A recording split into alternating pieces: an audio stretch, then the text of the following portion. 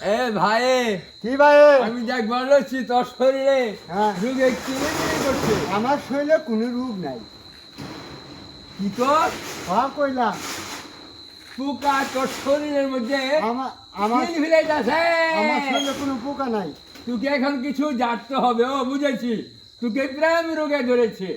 তোকে কিছু জানতে হবে এবং প্রলেপ দিতে হবে।